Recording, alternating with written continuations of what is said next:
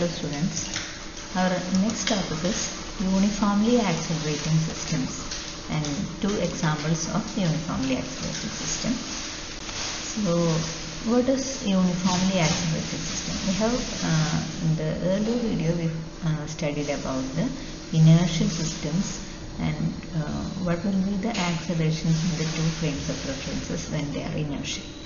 So in the case of a non-inertial system, we find that this acceleration, this term acceleration of the coordinate system is no longer zero, and if in this topic we will be studying what will happen to the force, what will be the difference in the forces in the two coordinate system when the system is uniformly accelerating. Okay, in non-inertial systems we represent non-inertial systems by primes. So in the previous example we have used in the two coordinate systems were distinguished by alpha and beta. So here from now onwards we will be dealing with primes and non-prime. So this non-prime acceleration will be that of inertial, and this is the one that is moving, which is the acceleration calculated in the frame of reference which is accelerating. Okay, then so from the equation of acceleration, a dash is equal to a minus capital A. So where A is the acceleration of the primed system, that is which is moving uniformly, or it is uniformly accelerating, which is the primed system, and that acceleration is measured from the inertial system. So that is written as capital A. Okay, so acceleration A is the acceleration of the primed system as measured in the inertial system. Okay, now what about the forces? F dash is equal to ma dash. So this is the force in the primed system or the accelerating system measured from that system itself. So it is ma dash. It will be ma minus m capital A. So therefore F dash is equal to ma is nothing but the actual force F minus ma. So we measure from the second coordinate system or the primed coordinate system or the accelerated coordinate system, we measure the force differently. So that is F minus ma, and this term, this minus ma, is termed as the fictitious force. So in the case of uniformly accelerating system, the experiences a fictitious force. Okay, the value of this fictitious force will be equal to minus ma. So this is actually similar to that of mg. Okay, so the fictitious force experience in a uniformly accelerating system is uniform. It is uniform in nature and is proportional to the mass. Okay, it is proportional to the mass, similar to that of gravitation force, which is we studied mg, right? So it will be similar to that of this fictitious force, which will be similar to that of gravitation force. Okay. Now, first example for the uniformly accelerating system is the apparent force of gravity.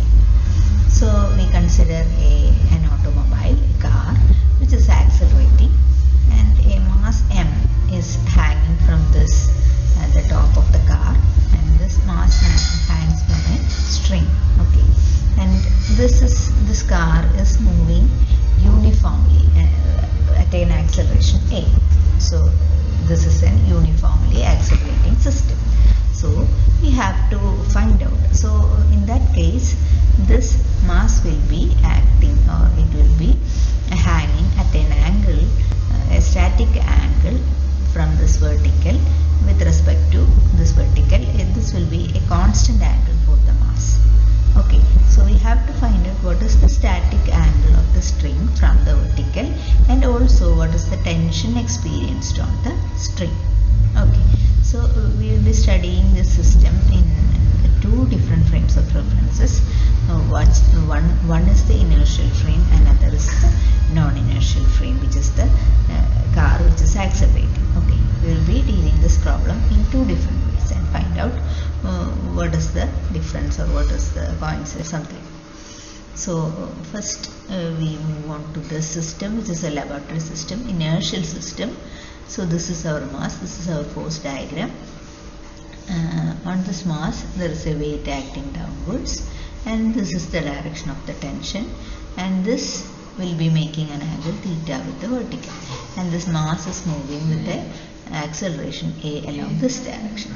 Okay, now we have to resolve this force diagram like this. So T is resolved into two components. So this component, this will be, what will be this component? Will be T cos theta, and along this direction there will be a T sin theta. Okay, so this T cos theta will be balanced by this W. So first equation will be T cos theta minus W is equal to 0. Okay, now the second equation is that this along this direction there is a T sin theta component that will be equal to ma mass into acceleration, or the force acting on this mass is will be along this direction. Okay, so these are two what we call magnitudes, equations in magnitude form. We have not included the direction. So we got two equations. From this equation, from this first equation, we get T cos theta is equal to W. So on dividing the second equation by first equation, you get tan theta, and T gets cancelled. So tan theta is equal to ma by W. So ma by W, what is W? It is mg. So you get tan theta is equal to a by g, or theta will be equal to tan inverse a by g. Okay, so we have found out what is the angle with which or the static angle with which this mass is, what is the static angle that it makes with the vertical, that is this theta angle. Okay, now we have to find out what is the tension in the string. So from these two equations, on squaring and adding, you get T square into sin square plus cos square is equal to ma square plus W square. So from that relation, squaring and adding these two relations, okay, so you get T is equal to, tension is equal to m root of g square plus a square. So this we have analyzed our problem from the laboratory coordinate system. Now in the second case, we will be taking the non-inertial system, which is the accelerating system. So our force diagram will be like this. We have an m, the mass. There is no acceleration, so since we are considering the accelerating system, our frame of reference is fixed in the car. Okay, so there is no acceleration for that.